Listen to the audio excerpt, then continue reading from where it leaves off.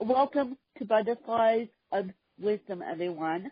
This morning I have Kyshira with me, and Kyshira's MBA in business, and we're going to talk about all that fun stuff. So without further ado, I'm going to let Kyshira take it away. Oh, thank you so much for having me. My name is Kyshira Moffett, and I do a number of things. The first is I have a business called the KSM Group, and we do branding for small business owners and entrepreneurs. So we help you with your social media and websites and all of that great stuff. I also have a blog called Her Movement, and the website is thisishermovement.com, where I write about business, careers, personal branding, and lifestyle topics, fun things like fashion and time management and all of that stuff.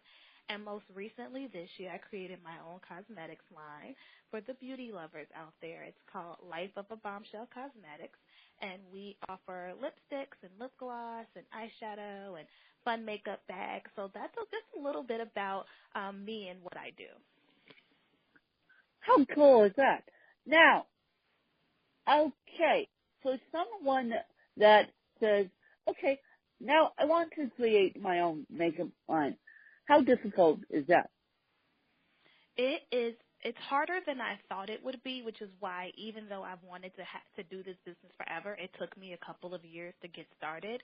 It costs a lot of money, first of all, and that's the thing, because you have to buy your products, you have to buy your inventory, and then hope that someone comes and buys it from you. So in order to get started, you have to first get clear on why do you want a cosmetics company, and is this something you're passionate about? Because if it's not, then you'll waste your money. Then you have to figure out, well, where do you want to start?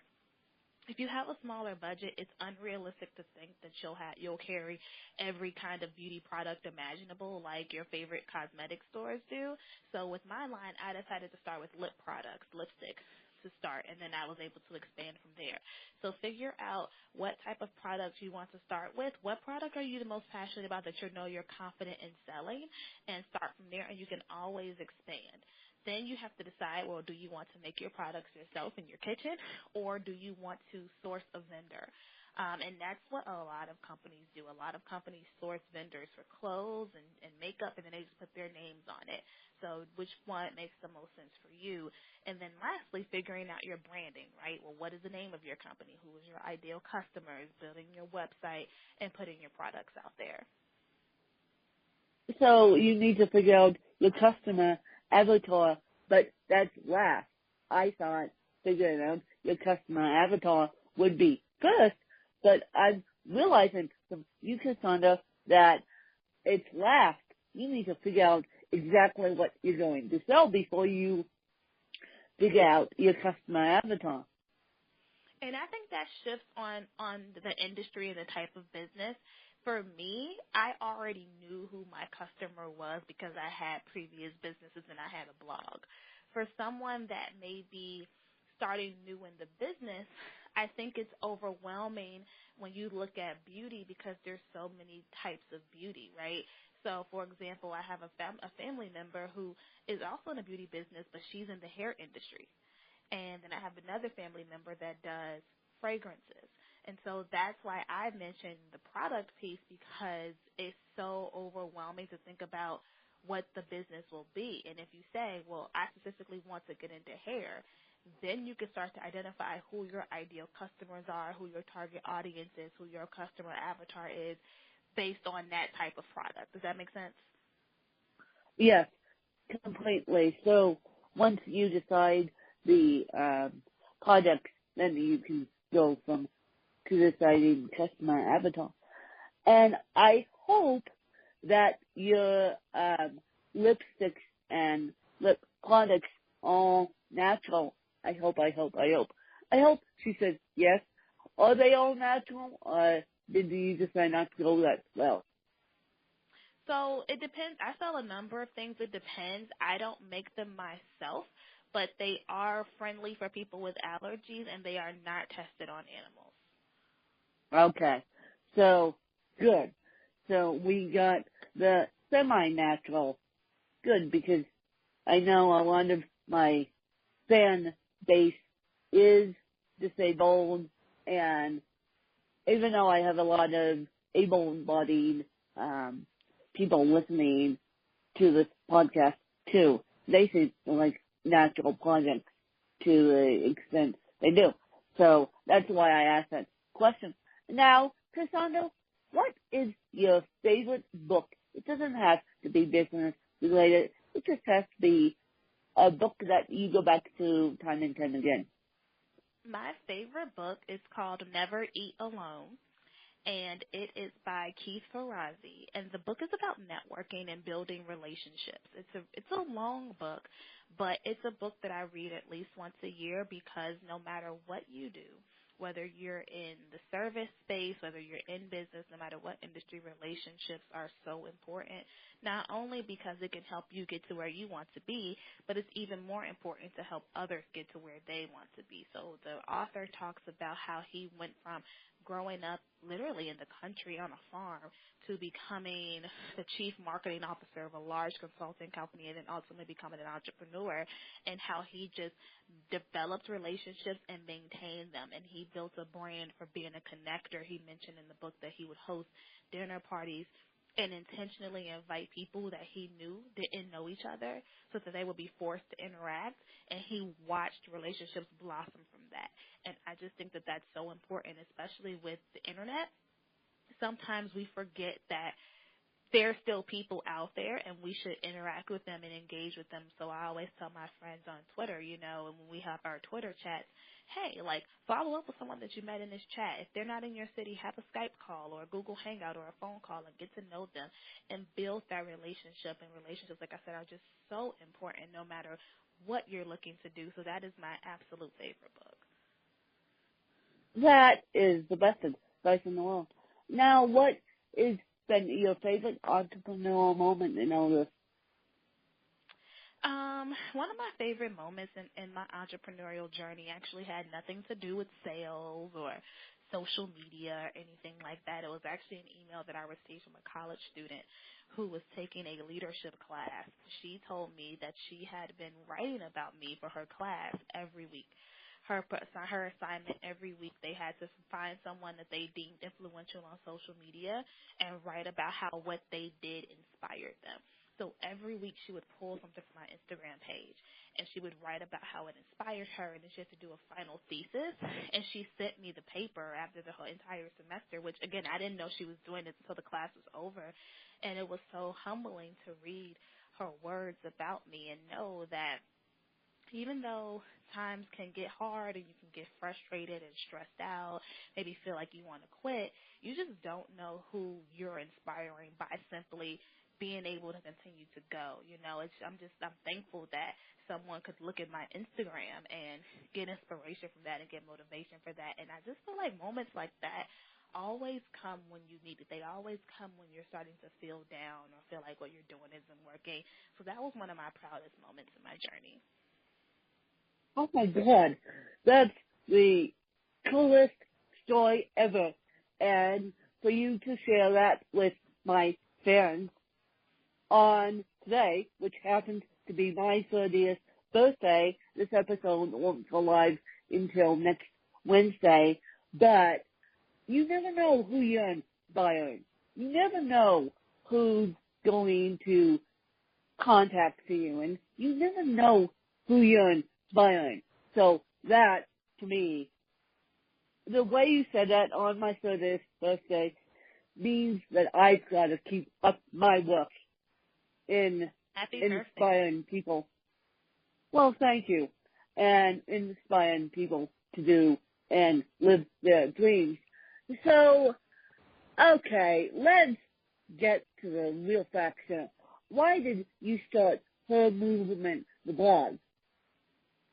I started Her Movement, the blog, in 2013 when I graduated from college, and that was because when I was in college, I was the person in my network who everyone would come to for help with their resumes. I actually had an on-campus job in college at the Career Center, and then I also studied business, and I was in a lot of leadership programs outside of college that had to do with career development. So I had way more knowledge than I think I even needed at that time about resumes, personal branding, LinkedIn, and career development. So after graduation, a lot of people that I knew started to call me and say, hey, I've been in my job for 3 months now, 6 months now, and it's not for me. I'm not passionate about this. I just took this job just so I could say I had one after graduation, but I want to get out of it. How do I do this? So I would help so many people with their resumes and their LinkedIn profiles. So I figured if I create a blog, maybe I could help more people because I had a full-time job. I was working in human resources. I couldn't see how I would be able to continue to help everyone one-on-one. So I created this blog, Her Movement. It was called something different at that time, but the premise was the same. It was all about how do you navigate your career, how do you navigate life, how do you build a brand in your job and outside of your job, how do you leverage social media. And I had a little page on there where I would offer like my resume services, but it was mostly about the blog. And I noticed that a lot of entrepreneurs started to reach out because they saw my work, especially on LinkedIn, and they wanted help branding their LinkedIn profile for their companies. So then I would do that, and then they would say, well, can you help me with Facebook? Can you help me with Twitter? Can you help me with this? And I started to work with them on a deeper level, and as I worked with them, of course, I started to learn more and go deeper into the topic, and so Her Movement, as I've grown over the years, has grown with me and is morphed into the site that you see now, where, yes, there's over 100 blog posts there now, but there's also the Her Movement store where you can get classes on demand. You can watch them virtually. There's workbooks. I have an actual book that I just released, and it's for people who they want advanced help. They want a little bit more than the basics. They want they have specific questions that they need answers for, and so I've started to add things like that, and I've added my YouTube videos because some people are visual learners. So Her Movement has, in my opinion, become an educational resource and a networking resource, as we also do have a Facebook community for Her Movement readers that has over 1,300 women in it. Have you ever decided to make your site disabled friendly for those who are visually impaired and for those who have trouble looking at a computer screen? So for those that have difficulties with the computer screen, I actually created a podcast, and it's available on SoundCloud. It's on SoundCloud, and it's called the Bio Diaries. So I have so many options for people. That's why I wrote a book. I have the podcast. I have the videos for those that on the other side maybe aren't the best readers. And then I do have the blog for the people who, hey, I want to be able to print this out and take my time and look at it. So I've created a number of resources that adjust to the learning styles of my audience. And when I do I do a reader survey every year, and I always ask them, what's your preferred way of learning? How do you want information? And that's why I'm in so many places, so that I can adjust for the learning styles of my readers. Well, hello, you picked up on my next question. You took that question when, listen, I almost said, do you have a podcast? And yes, you do, for the blog. And so, is it still in existence, or is it podstated? I mean, how many episodes do you have, and how many episodes do you do? Oh, that's such a good question. I don't know offhand how many episodes I have already. There's probably at least 20 that are up. And then I do a podcast. I do at least 2 to 3 a month.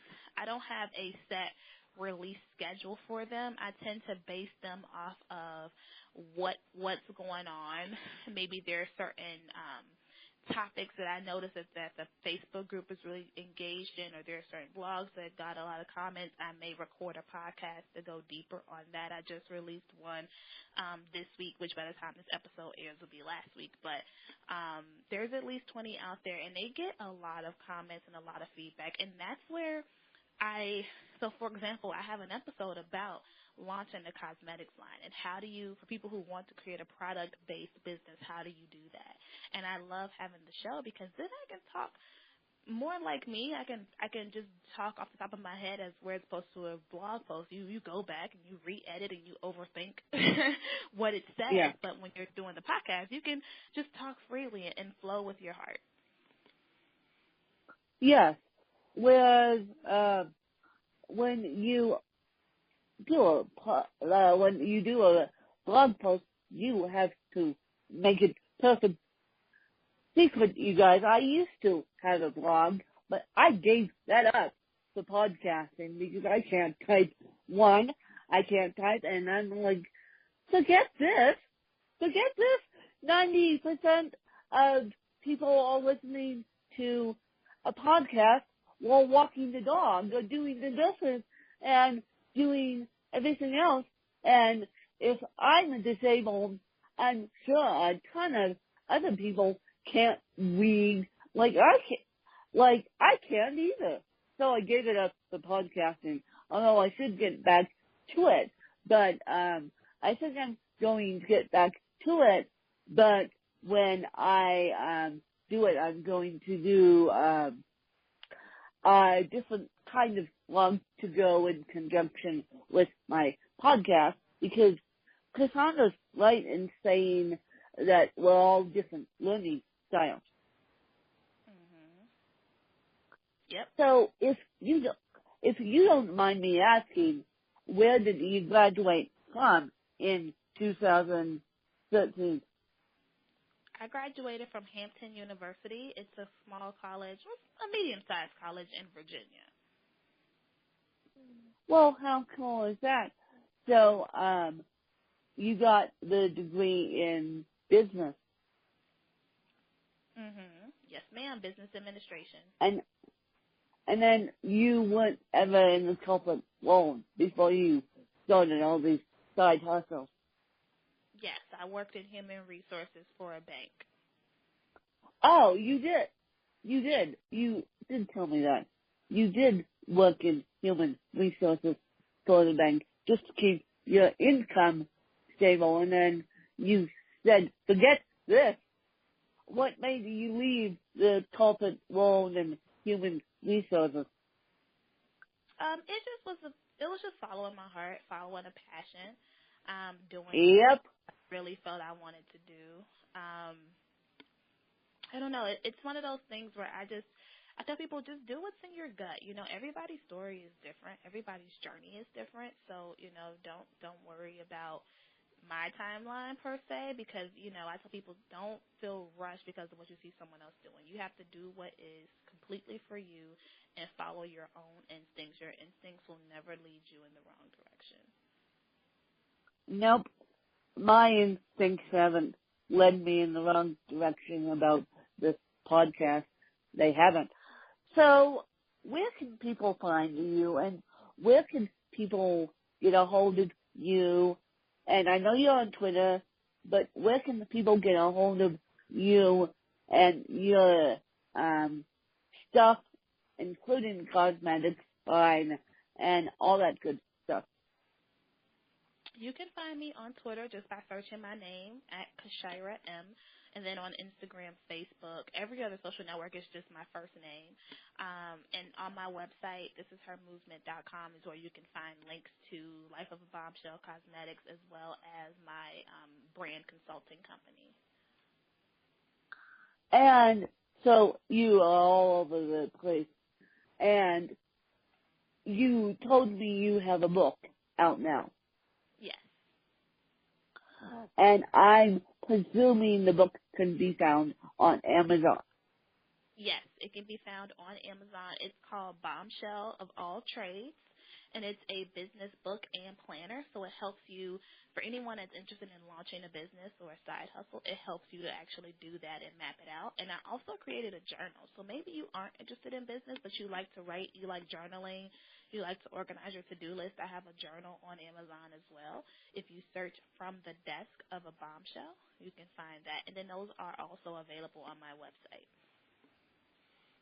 And so please, you guys, if you go pick up Cassandra's book, just leave a review on Amazon. This is my PSA for the small need and my PSA for Monday when you guys listen to this, because all that does is help Cassandra move up to number 1, which I'm pretty sure she wants to move up to number 1, because more people will see the book and it's the same thing with podcasts.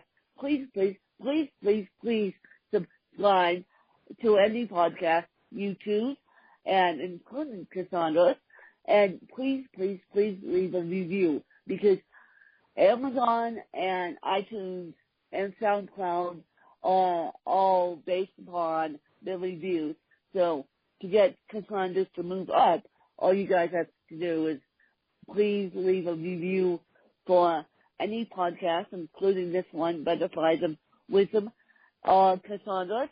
And we're going to keep up with Cassandra. I might have her back on the podcast. But before I let Cassandra go, I want to ask her if she had to be educated by anyone, who would it be and why? That's a tough question. I think one of my favorite people who I'd love to know and sit down and have a conversation with is someone by the name of Erica Nicole.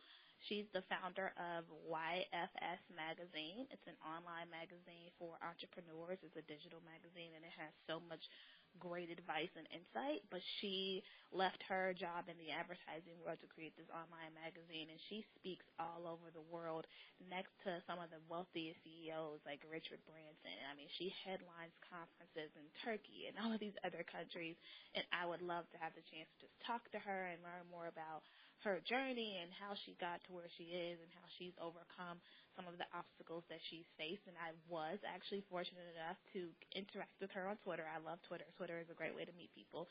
And I reached out to her to interview her for my blog. And she agreed, and she is probably one of my favorite interviews to date. And that's the cool thing about blogging and podcasting is you can use it to interact with people that you admire, but she is someone that even outside of that, like, I would love to just have as a mentor on an ongoing basis. And before I truly let Cassandra go, Cassandra can ask me 2 to 4 questions about anything that she wants to ask me about. Okay. So I have 2 questions for you. The first is, what encouraged you to start your show? I wrote a book when I was 23 years old. I'm 30 as of today, so, yeah, that's a little time then there, dating myself. But, because I wrote this book with cerebral palsy and because people are so interested in learning about cerebral palsy, and yes, my book, I Come Home In, could still be found on Amazon, you guys. Because people were so interested in learning about cerebral palsy, complete strangers asked me, how do you do this? How do you do all this fabulous stuff with a physical disability? And so, of course, the strangers that asked me that opened up a can of worms, and that's the inspiration behind the show. So my book really launched this show, and it's my it's my baby. It's my all-time favorite book, and I'm working on another one as we speak right now called The Mosaic of CP. It's going to be out in July, August. Awesome. That's amazing. And then my next question for you is, you know, I'm sure your audience is interested in what else are you passionate about and involved in outside of your show?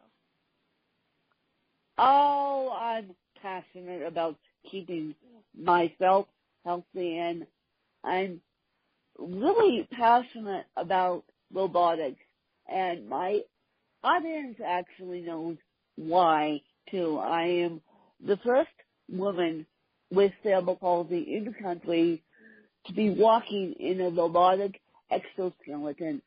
So I'm really passionate about medical technology and robotics. So I'm always trying to keep up on that, and I'm always trying to keep up on keeping me healthy. Amazing. Well, yeah, that was my last questions for you. Thank you again. Well, thank you again. And you guys, this episode will go live on Wednesday. Also, the other one will go live on Thursday as well. So you guys have to play back catalog with me as you wait for the next episode, because today I can't do it. Today I can't be sitting in front of the computer trying to figure out technology. So you guys will have to play back catalog. But again, I thank Cassandra for spending her morning with me and giving us a taste of what it's like to be an entrepreneur. And again, this podcast is sponsored by Grace by Grit. Grace by Grit is a clothing line out of San Diego, California, and they're giving you 20% off when you type in the code XO Butterflies. And you guys have a great day and make it a great Thursday. You guys won't be hearing this one until next Wednesday, but still, let's make the end of June as fabulous as we can. Thanks, you guys.